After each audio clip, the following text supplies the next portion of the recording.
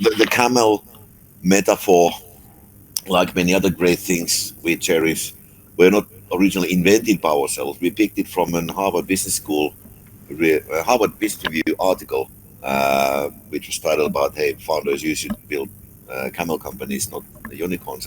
And we read it and we thought that, holy shit, this describes the audience we work with. And from there, we kind of picked up the name. And now it has become a bit of a fashion. Many others have started to use that as well. But for us, it's been the bread and butter long before it had a name. Because it's not the fashion, it's timeless. Because the core of that is to build sustainable real business rather than focus on raising the next round. And when you have this approach, you try to raise as little as possible. You try to manage with as little external capital as possible. And from there follows the whole strategy, which is very frugal, very capital efficient, very cost conscious, kind of accepts the realities rather than tries to fight the trends and accept double or nothing type of odds. So this is for rational risk takers, not those more of a gambler type, because this double or nothing, it's brutal. There can only be often one winner, and everybody else tried equally hard but didn't make it. In the camel world, you have better control of your own destiny. He will mercilessly ask you hard questions, and you may feel uneasy while trying to answer. However, just do your best, since the questions are the right ones which you must in any case answer to be successful. That's how my next guest has been described by a startup founder. You're about to hear a conversation with Risto Rautakorpi from Gorilla Capital. This video is a part of a series, Startup Scoring. We are producing it with Liquido.vc, who support startups and startup founders on their journey from the beginning to the exit. Jussi Muurikainen from Liquido will join me in studio as a co-host. Enjoy.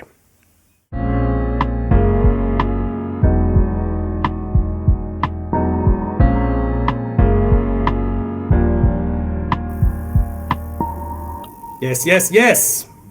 Täällä ollaan. Here we are. So, Kallimäki podcast is live, and in the studio with me is Jussi Muurikainen from Liquido VC, and online we have Risto Rautakorpi from Gorilla Capital. How are you doing, Risto? Very well, thank you. Jussi, can you tell a couple words to our audience about yourself?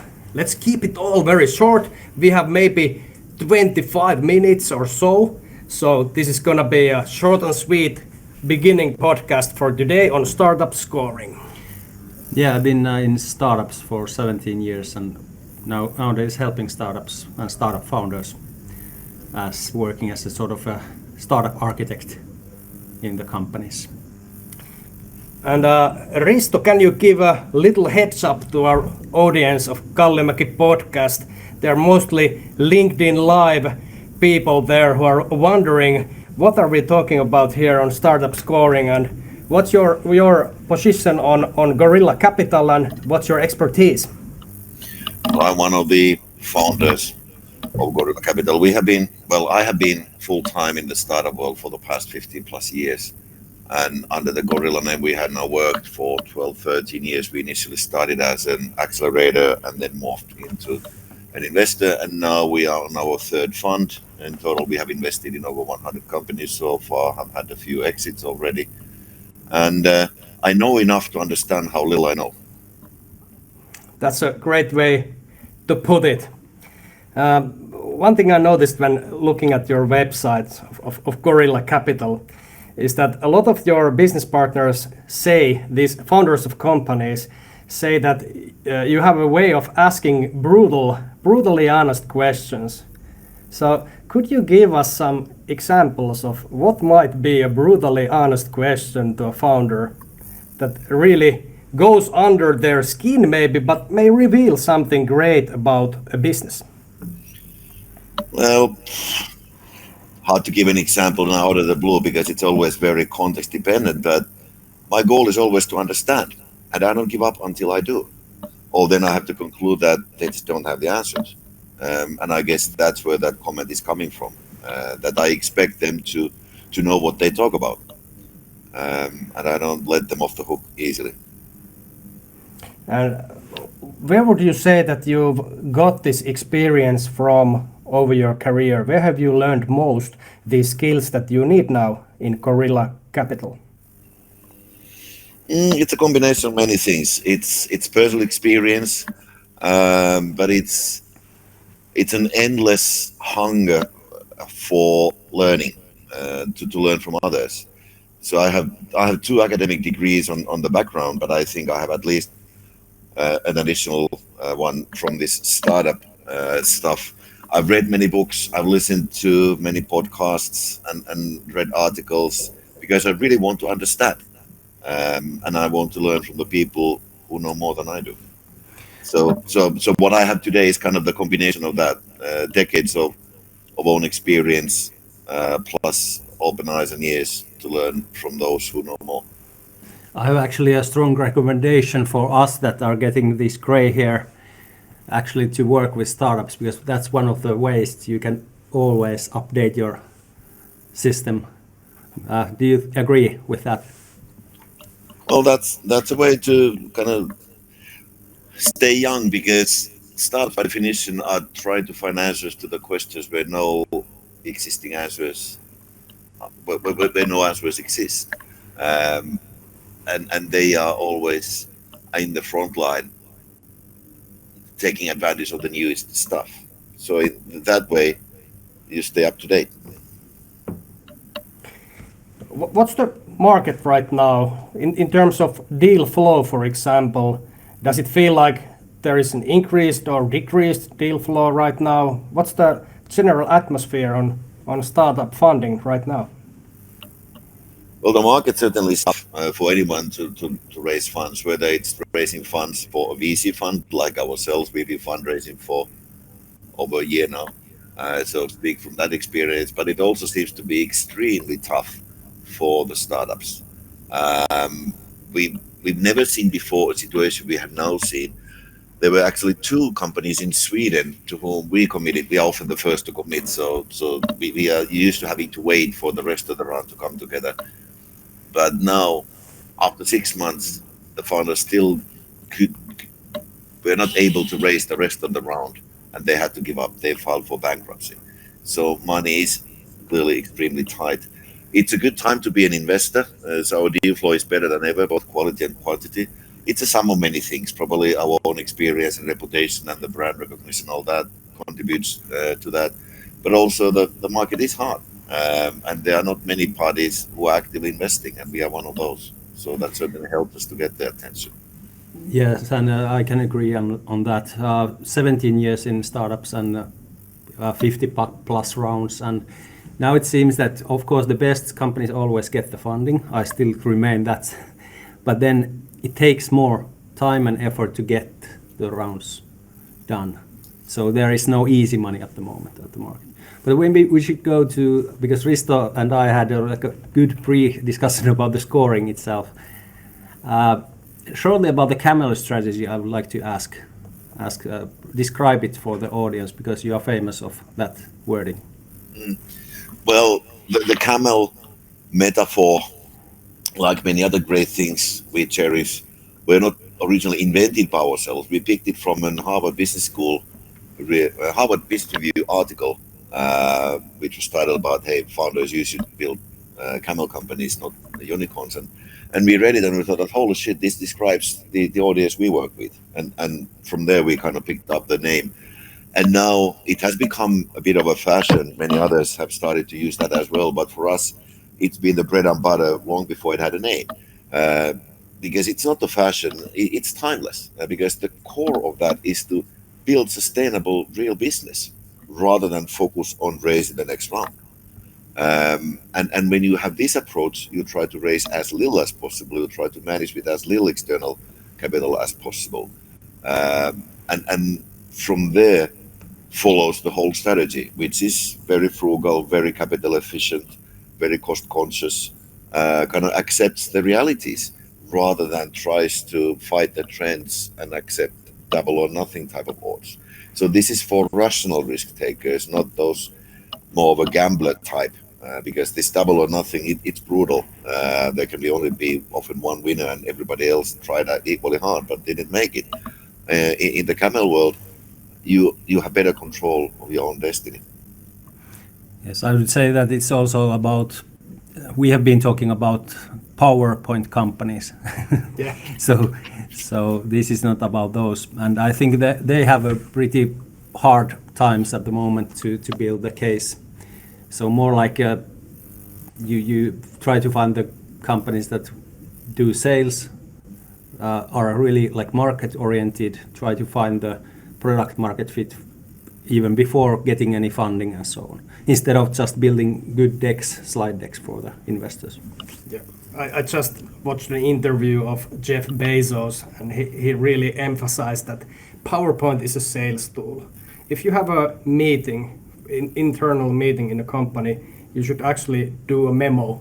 That's really hard to write. You need to define a lot of things, but it's not a sales tool. You really get to solve the problem better. So I see some similarities in this one here. So the camel strategy, this metaphor comes from camel being a very frugal animal, able to outlive the harsh elements of the desert with little water. Well, yeah, the key thing with camels is that they always get there.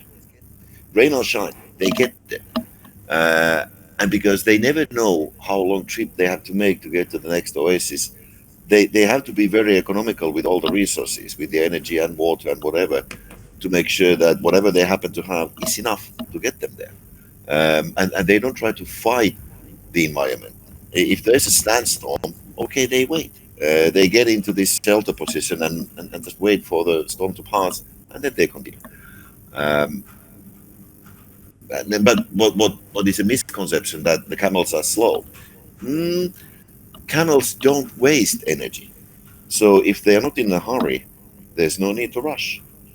But if need be, they can go really fast. They are actually faster than horses. And there are camel races in the Middle East. Actually, lots of betting industry around that as well. But yeah, they only run fast if it's needed, because otherwise it results in an unnecessary waste. You have been doing so a long time, startups. I would like to ask, like the core elements, that how do you find those camels? How do you describe which are the most relevant scoring points that you want to get, like 10 out of 10 or something? Or how do you evaluate the companies based on all of your experience? Because I know it from my own experience that it's constant learning process. It's Yeah, not something that you can learn in school. Yeah. Well, our screening actually happens in two phases. The initial, what we call the raw filtering, is based on structural elements. And in there, we look at the relatively easily visible elements to establish whether it is a potential fit with our strategy at all or not. So it's not about is the case good or bad. It's just a question of would it be a fit for us? And over 80% of the incoming deal flow is rejected at that stage because it's just not compatible with what we are looking for. If it goes further than that, then we start digging deeper into whether it's good enough versus the criteria we look at. And actually, on that point, already for years, if I had to summarize the secret of startup success in one sentence, I've quoted Steve Blank. This is a sentence I have stolen from one of his books.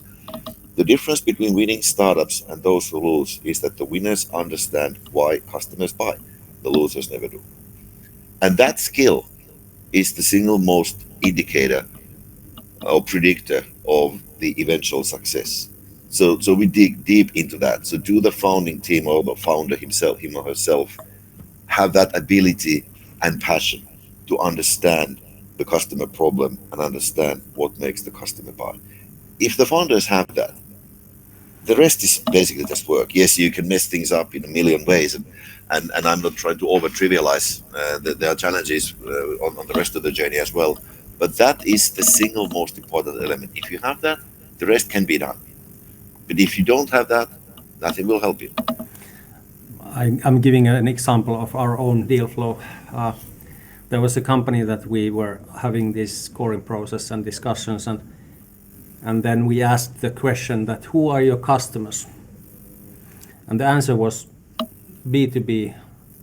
And then I was okay, but how would you describe better the segments that you will serve? They are companies. Companies are our customers. So if you are a startup founder and you want to get funding, I would say that you really need to know who is your customer and to understand if they have a need or not. So you cannot have that need in your mind or in your cellar when you're building something, but you have to discuss with the customers. You have to understand the exact segments that you're going to serve. Exactly. Risto, what would be some interesting target demographics or target users that the startup has identified correctly? Jussi just gave a sort of bad example of a too vague answer. So what have you come across that would be like a really accurate? Well, hard to remember an exact real example, but the maturity of the founders' thinking and their understanding of the business can be seen from how narrowly they can define their ICP, the ideal customer profile. The more narrow, the better. And often the starting point, uh, well, it always is very, very broad, and then step by step you narrow it down. And in the way I've illustrated the objective for the founders I speak with, and this might be part of the brutally honest questions, is that when you find 6 ICP customers in Finland, then you have narrowed it down close enough. And if 4 or 5 of them buy, then you nailed the ICP and kind of your target. That's then the core from which you can start to expand. Because you understand the core, then you can kind of raise your eyes a bit and you start seeing things different. But when you try to address too broad of an audience, you don't see the detail, you don't understand what makes them tick, and then you just spread yourself too thin and you will never get the real product market fit. But when you can narrow it down so narrow that there's no way to go further, that's the goal. As a Yes, start. and this, so yeah, I would really underline the same thinking.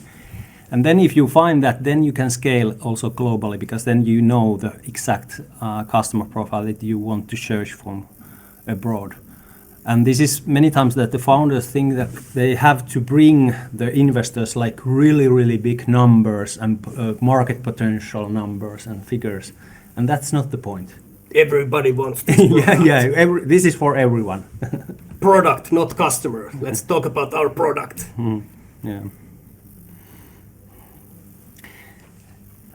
Then some kind of like red flags from your scoring point of view, that if you have selected them to go forward from the first phase of scoring, what are the red flags that you usually try to avoid in the companies?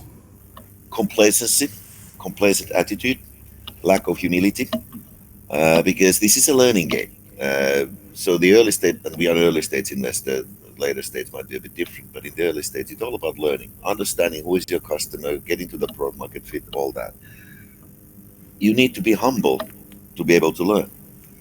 So a cocky attitude is a really big red flag for us. But then from the structural perspective, if it's not capital efficient, then it is just ruled out from our perspective. We just don't invest in those. Well, yeah, the red flags basically are the mirror images of the pro filtering criteria, the 8 ones that are visible on our website. Any of those could potentially create a red flag. So if there's well, I'll give you an example. If someone approaches us and says that, hey, I have made an invention, I have a patent, can I show you a demo? I tell them, no thanks, this was enough because you already gave me 3 wrong answers.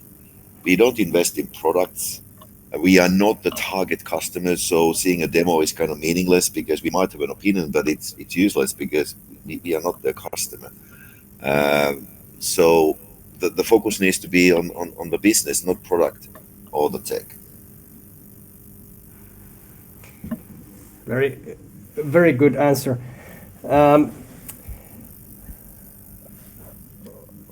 would you say that it's important for a new startup to have a business where it's hard for others to enter? Or are you okay with funding a startup which basically everybody could enter that field? How do you view barriers to entry from the funders' view? Well, you need to have a competitive advantage of some kind. Otherwise, you will be just one of many, and then how can you win any business? So you need to have an edge somewhere, but you don't need to be the only one for everyone. It goes back to identify the narrow ICP niche. So you might be the best solution for the 10 customers you have identified there are. And for them, you are the best cause of something. But then for the next 10 or the other 100, yeah, you're not the best because their needs are slightly different. Uh, so yes, you must have a competitive advantage of some kind. Otherwise, you can't win customers. But how you define the market is a big part of how you view the competition. How about then one of the things the founders many times when they try to evaluate the best partners to support them in the funding and building of the companies, could you describe the stage in which you are mostly operating? Like, because many times they are wondering if they have to have revenue or not. What is the sort of Well, we are an exact- early, well, yeah, we are an early stage investors. In a way, you could think of us as an industrial scale angel investor, or super angel investor. So we operate in the part of the food chain where the typical players are angel investors. So pre-product market fit. But the minimum threshold for us is that you need to have a sellable product and you must have experience from at least trying to sell it. You are not required to have any real business necessarily yet. Yeah, good if you have, all the better. But the starting point needs to be that you have a sellable product and you have experience from real life selling, and proof of your ability to understand the customers. And where we probably have some special value to add is in the journey of getting to the first skeleton of a product market fit to the real one, which is the cornerstone of real business. Because it's not an art, it's a science. You can do that very methodically, in a cost conscious fashion. And we know a fair bit about that. And that's where we give guidance to our portfolio companies. I have one more question at least left. For instance, yesterday we went through our deal flow, and then we had one company that went through the scoring process with pretty high numbers from that like a technical point of view of scoring. But then based on the intuition and sort of things that you cannot sometimes describe, we didn't go through with that company. And Risto, this is my question. What is the role of intuition in the end? It's big. It's very big, because intuition is actually fuzzy logic. It's when there are too many data points for you to analyze in a structured fashion, you apply kind of pattern recognition, and that's where intuition comes into play. So it's kind of subconscious recognition of something you've seen before, and what we have seen in our experience is that intuition predicts, because there have been cases where the intuition said something, but we couldn't find the real evidence to support it, so we did different against the intuition. Later on, we found out why the intuition was right, and we have learned to listen to the intuition, because it sees things that the eye and the brains doesn't yet recognize. Yes, I've been having this example of mushrooming because I'm a big lover of mushrooming, and it's all about like recognizing from the forest, for instance, what is the forest type, what is the actual place in the forest, what is sort of things needed for there to be able to find the exact mushroom. And I think that's a bit same with the startups, that you sort of cannot read from the books of the shape of the mushrooms, and you don't find the mushrooms with the book.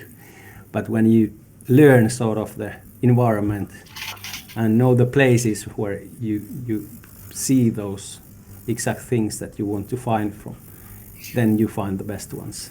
Well, yeah, you learn to notice the proxies and the kind of the indicators, which don't directly say anything, but you learn from experience when there's this and this typically is an indicator of something. And then you don't need to analyze the whole thing to have a pretty good idea. And that's where intuition certainly helps. I think we are finished with Risto. We could discuss about this for hours, but thanks a lot. Okay. We'd love to have you longer, Risto, but maybe we'll book you another time if you're interested in joining us here on LinkedIn Live. So thank you, Risto, a lot from these wise thoughts. And we wish for everybody who believes their company is a camel to find Risto, find Gorilla Capital, and get ready for those brutally honest and wise questions. Kiitos, Risto. Okay.